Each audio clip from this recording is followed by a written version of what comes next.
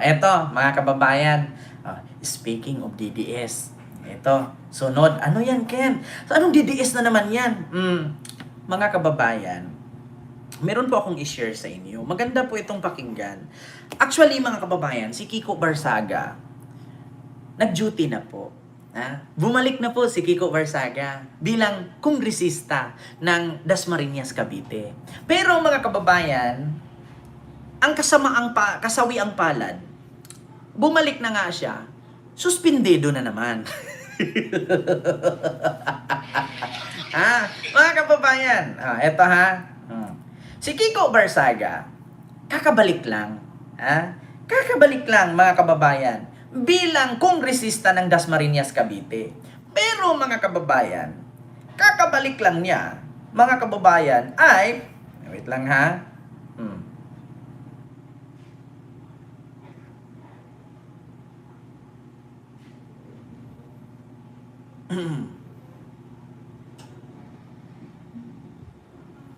ito na, mga kababayan. Si Kiko Barsaga, mga kababayan. Ito. Pakinggan ninyo With 238 members voting in affirmative, 10 against, 9 abstentions, the findings and recommendations contained in the committee report number 102 are hereby adopted.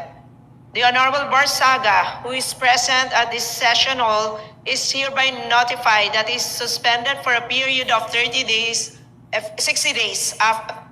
effective immediately. Alam niyo mga kababayan, yung pumasok ka kasi mag-duty ka na, tapos pagpasok mo maririnig mo another 60 days na naman.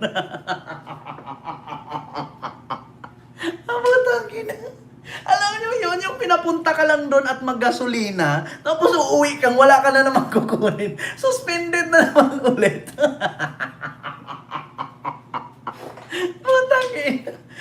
Kung ako sa'yo, Kiko, huwag ka nang pumasok. Yung ganda pa ng pasok mo, may bit-bit kang bag na itim na akala mo basketball mag-gym ka. Tapos, hindi ka pa nakaupo, binasahan ka na, suspended another 60 days. Tangina, Kiko. Ano na nagagawa mo, Kiko? Kiko, aray mo. Session suspended. Session suspended. Tanginang yan. Alam mo, sa totoo lang si Kiko, pag uwi nito sa bahay nila, magbibigti yan. Maniwala kay sa akin mga kababayan. Magpapakamatay na yan. Alam mo yung yabang na yabang ka, naka long sleeve ka, naka coat, tas bit-bit ka ng bag na Jordan na kulay itim. Tapos papasok ka sa Senate, sa Congress session kasi magjo-duty ka na. Tapos pag upo mo sa upuan, binubutuhan ka, siyam ang hindi payag at 24 ang pumayag na suspended ka ng 60 days. Ulitin ko With 238 members voting in affirmative, 10 against, 9 abstentions, the findings and recommendations contained in the committee report number 102 are hereby adopted. The Honorable Barsaga, who is present at this session hall, is hereby notified that is suspended for a period of 60 days, effective immediately. Diba? Nung pagkapasok mo kasi nagyabang ka, nakasuot ka ng coat, ayan, nakatirno ka, Amerikana ba tawag dyan? Pasok na siya. Ganon pa siya, ganon. Hi, gusta kayo mga kababayan. Tapos nag-upo niya sa upuan. Nandito ngayon si Kiko Barsaga, present siya ngayon, naririnig naman niya. 234 ka, miyembro ng Congress, bumoto ang siyam na hindi pumayag. Pero effective immediately, 60 days suspended. Tangina. Landslide, 234. Siyam ang ayaw, pumayag. Yun yung mga yan yung mga DDS ng mga kaibigan niya. Biroin niyo. Sana ganyan din sa impeachment ni Sara ulit. 234. Biroin mo, mas marami pang bumoto kay Kiko. Kay Sara, 215 lang yata yun eh.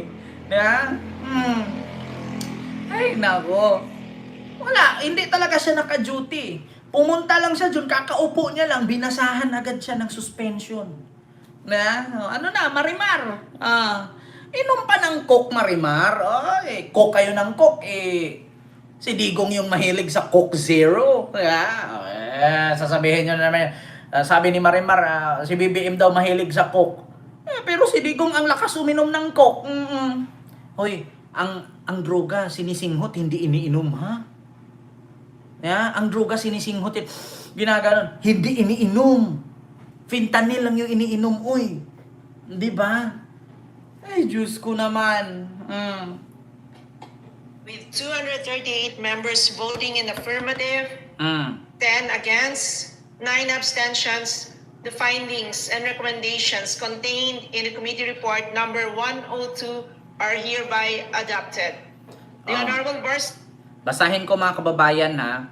Sa botong 238, siyam ang tutol, 10 ang tutol, 10 ang abstain. Sa representante, abstain pinagtibay ng Kamara de Representantes ang muling pagsuspende kay Dasmariñas Representative Francisco Kiko Barsaga ng 60 araw na walang sahod at allowance.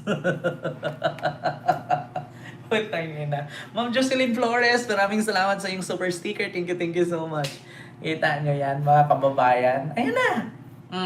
Alam mo, sa totoo lang, Marimar, kayo yung mag-double time kung paano nyo pauwiin si Digong. Kasi kami dito, kahit mag-double time kami dito, hindi na makauwi si Digong. Biruin mo, ikaw lang mag-isa dyan, basher. Like po tayo, mga kababayan. Siyam ang abstain, 10 ang tutol, 238 ang bayan. Na 60 days suspension si Kiko Barsaga, putang ina, mga kababayan. 60 days suspension na naman, putang ina. Hanapin nga natin si Kiko, tingnan natin. Napanood ko yun dito with 238. Ito ba yun? Kakapasok niya lang noon, mga kababayan, binasahan agad siya. Pagpasok niya, binasahan agad siya ng tawag dito, suspension. Ito, Kiko Barsaga. Anong papansinin? Dito. Sa balita tayo sa YouTube, mga kababayan. Kiko Barsaga, suspended na naman ng 60 days. Ito, mga kababayan. Barzaga suspended na naman ng 60 days. Ito. Wait lang ha, may ads. Nakakahiya talaga yun. Hindi ka pa nakaupo, binasahan ka agad ng suspension. Yan kasi, DDS pa more. Madam Speaker, the Committee on Ethics and Privileges Secretariat received on January 28, 2026, a referral from the House Plenary of the privileged speech of Representative Rolando M. Valeriano delivered on 27 January 2026, and the interpellations thereon relative to Representative Francisco A. Barzaga's conduct during the period of his 60 days suspension on the adopted findings and recommendations as contained in Committee Report number 28 dated 1 December 2025, on Committee Case number 3 entitled Representative Puno et al. Versus Representative Barzaga of the 4th District of Cavite. The referral of the transcript of the privileged speech consists of 10 pages, including the transmittal from the Deputy Secretary General, Legislative Operations Department.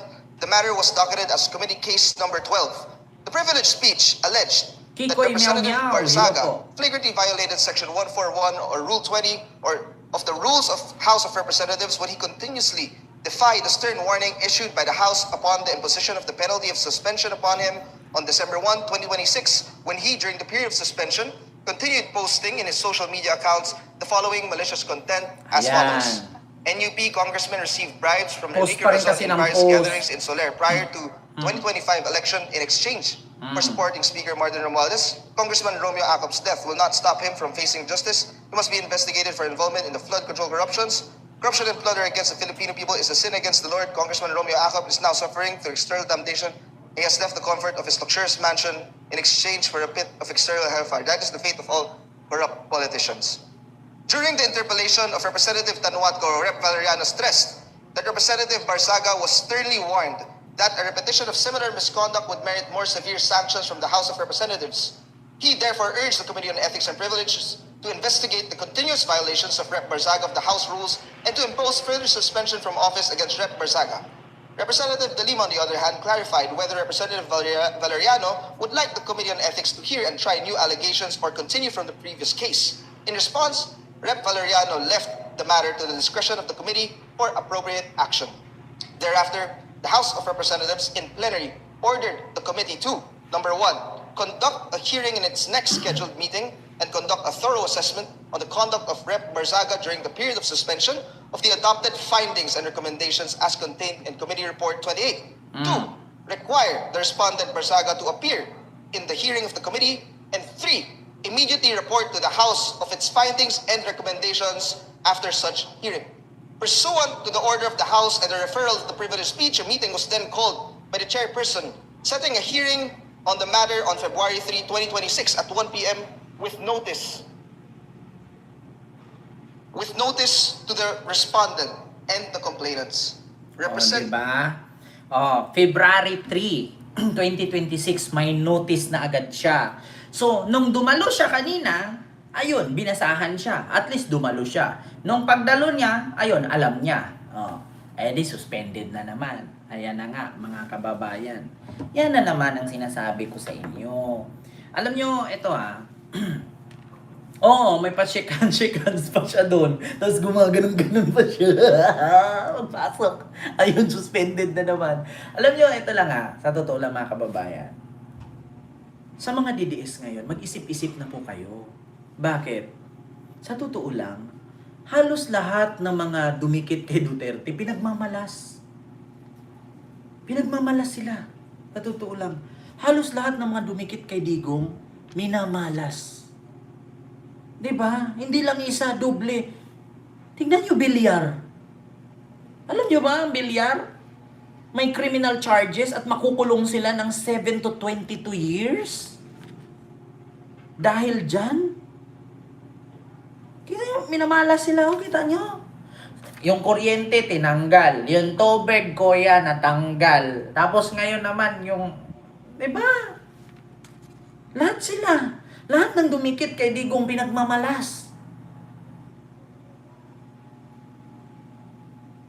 Diba?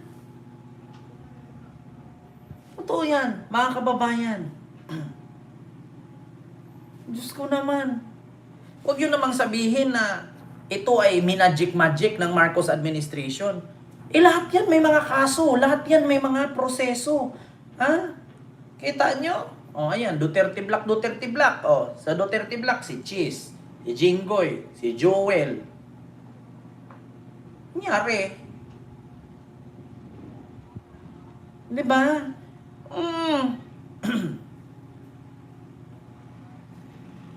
Diyos ko. So yun lang mga kababayan.